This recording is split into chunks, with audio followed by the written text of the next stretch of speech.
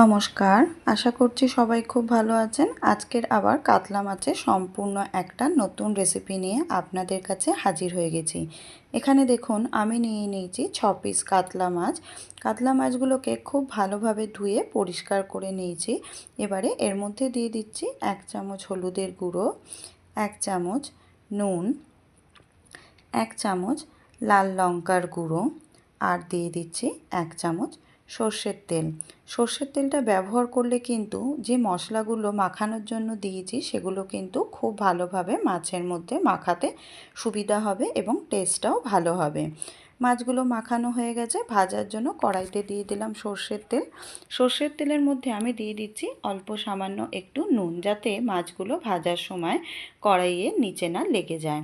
মাছগুলো দেখুন একে একে সব দিয়ে দিচ্ছি ভাজার জন্য। যতক্ষণ মাছটা ভাজা হবে ততক্ষণে আমি একটা পেস্ট তৈরি করে নেব। পেস্টের জন্য নিয়ে নিয়েছি একটা পেঁয়াজ, আমি কিন্তু বড় করে টুকরো করে নিয়েছি। আদা রসুন দিয়ে দিচ্ছি হাফ চামচ কালো সর্ষে, হাফ চামচ সাদা সর্ষে, 1 চামচ গোটা জিরে, হাফ চামচ গোটা ধনে, হাফ চামচ হলুদের গুঁড়ো, হাফ চামচ সর্ষের তেল, 2টো শুকনো লঙ্কা আর অল্প সামান্য একটু জল দিয়ে একটা স্মুথ পেস্ট তৈরি করে নেব। দেখুন মাছগুলোও কিন্তু আমার এক পিঠ লাল করে ভাজা হয়ে গেছে, আর এক পিঠ একইভাবে লাল করে ভেজে নেব। মাছগুলো ভাজার আগে যেহেতু নুন ব্যবহার করেছিলাম, দেখুন মাছগুলো কিন্তু কড়াইতে একদম লাগেনি। এখানে আমার সব মাছ ভাজা একদম তৈরি। দেখিয়ে দিচ্ছি কীরকম লাল করে ভেজেছি। এইভাবে লাল করে কিন্তু সব মাছগুলোকে ভেজে নিয়েছি। মাছগুলোকে কড়াই থেকে একে একে সব তুলে নেব। তুলে নেওয়ার পরেও দেখুন কড়াইতে যে তেলটা আছে তাতেই আমার রান্নাটা হয়ে যাবে। ফোড়নে দিয়ে দিলাম 2টো এলাচ, ছোটো এলাচ এখানে ব্যবহার করেছি। একটা মিডিয়াম সাইজের টমেটো, সেটাকে ছোট টুকরো করে নিয়েছি। সেই তেলের মধ্যেই অল্প সামান্য একটু ধনেপাতা দিয়ে মিশিয়ে নেব, আর গ্যাসের ফ্লেমটাকে কিন্তু কমিয়ে রাখবো। তেলটাতে এইভাবে ধনেপাতা ব্যবহার করলে কিন্তু গ্রেভির টেস্টটা ভীষণ ভালো হবে। দিয়ে দিলাম 1 চামচ হলুদের গুঁড়ো, 1 চামচ কাশ্মীরি লঙ্কার গুঁড়ো, আর যে স্মুথ পেস্টটা তৈরি করে রেখেছি সেটাকেও অ্যাড করে দিলাম। দিয়ে গ্যাসের ফ্লেমটাকে কমিয়ে ভালো করে মশলাটাকে কষিয়ে নেব।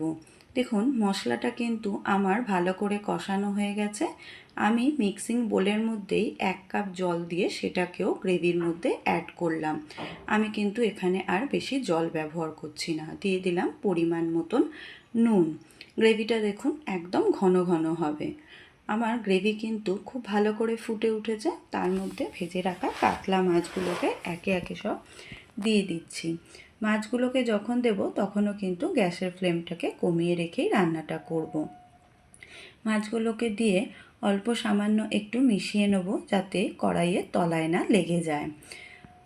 এখানে দিয়ে দিচ্ছি 2টো চিড়ে রাখা কাঁচা লঙ্কা, দিয়ে দিলাম। দেখুন এখানে আমি একটা টমেটোকে 5 টুকরো করে কেটে নিয়েছি, এইভাবে বড় বড় করে সেটাকেও কিন্তু গ্রেভির মধ্যে অ্যাড করে দিলাম। দিয়ে হালকা ফুটিয়ে নেব। গ্রেভি কিন্তু আমার একদম তৈরি হয়ে গেছে। সবশেষে তার মধ্যে দিয়ে দিচ্ছি ফ্রেশ ধনেপাতা। ধনেপাতাটা কিন্তু গ্রেভির গন্ধটাকে আর টেস্টটাকে দ্বিগুণ কিন্তু বাড়িয়ে দেবে, তাই এটা অবশ্যই আপনারা ব্যবহার করবেন। রান্না কিন্তু আমার একদম তৈরি হয়ে গেছে। রেসিপিটা একদম নতুন। যদি আপনাদের ভালো লাগে তাহলে বাড়িতে একবার তৈরি করে দেখবেন। যদি ভালো হয় তাহলে আমাকে কমেন্টে জানাবেন কেমন হয়েছে। লাইক শেয়ার করবেন। আমার চ্যানেলে নতুন বন্ধু হলে চ্যানেলটাকে সাবস্ক্রাইব করা সকলের কাছে অনুরোধ রইল।